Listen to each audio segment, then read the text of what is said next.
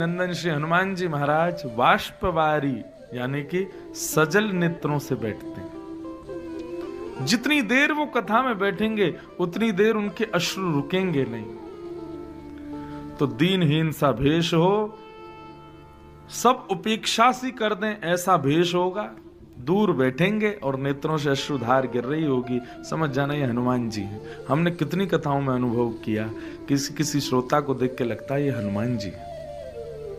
मिदनापुर बंगाल में कथा हो रही थी तो बहुत भीड़ आती थी वहां कथा में, परंतु मैं जहां से निकल के जाता था कथा से उतर के, वहां पंडाल के बाहर भागवत जी की तरफ मुख किए, सौल ओढ़ करके बिल्कुल दीनहीन सा एक व्यक्ति नीचे नजर करके ऐसे बैठा रहता था। बस वो कथा के प्रारंभ में आना, कथा के बाद कहां जाते किसी को नहीं पता। 2-3 दिन में मुझे कुछ अनुभव जैसा लगा, जो आयोजक परिवार थे उनको भी कुछ लगा। सबने प्रयास किया कथा के बाद में बाबा को आज रोकेंगे प्रसाद प्रसाद के लिए, लेकिन जैसे ही वो मन बना के बाहर जाते वो अंतर ध्यान अदृश्य दिखते ही नहीं, कहां गए। 7वें दिन सबने योजना बनाई, इन पे नजर रखना, इनको प्रसाद पवा के भेजेंगे, जरूर हनुमान जी हैं। और 7वें दिन कथा विश्राम हुई, उसके बाद जैसे ही गए अंतर ध्यान, रुके ही नहीं। लेकिन मन को एक संतोष सबको हो गया कि श्री हनुमान जी हमारी कथा में पधारे। हनुमान जी ने इस कथा का श्रवण किया, मुझे भी बड़ी बड़ी गदगदता हुई, बड़ी आनंद हुए। हमारे कथा के मुख्य श्रोता कौन है? श्री हनुमान जी।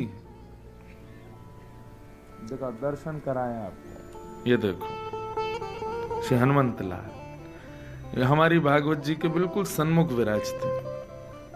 क्यों? प्रभु चरित्र सुनवे को राम लखन सीता मन बसिया। एक बार मेरी छत्तीसगढ़ में कथा हुई, मेरे जीवन की दूसरी या तीसरी कथा थी। छत्तीसगढ़ में आज भी नियम है, जिस दिन शोभा यात्रा होती उस दिन कथा नहीं होती, लेकिन हमको लगा कि शायद होगी। तो शोभा यात्रा में तो हजारों लोग, लेकिन जैसी कथा प्रारंभ हुई 3 बजे तो एक भी आदमी नहीं। अब बेचारे यजमान जो है वो बड़े संकोची, वो मुझसे कुछ बोले नहीं। कई जगह संकोच करते हैं यजमान कि हम महाराज जी से कैसे सीधा बोल दें। तो मैंने कहा कि 3 बजे कथा प्रारंभ होगी, तो बेचारे नीचे नजर करके बोले जो आज्ञा। अब उनको बताते मुझे कि महाराज जी यहाँ पहले दिन कथा नहीं होती, लेकिन उन्होंने कुछ नहीं कहा। बेचारे 2 यजमान आके बैठ गए और पूरे पंडाल में एक आदमी नहीं। 3 बजे मैं आया मंच पर, मैंने भैया कथा किसको सुनाए? तो बड़े संकोच के साथ बोले महाराज जी हमारे छत्तीसगढ़ में पहले दिन लोग आते नहीं हैं, इसलिए कलश यात्रा के बाद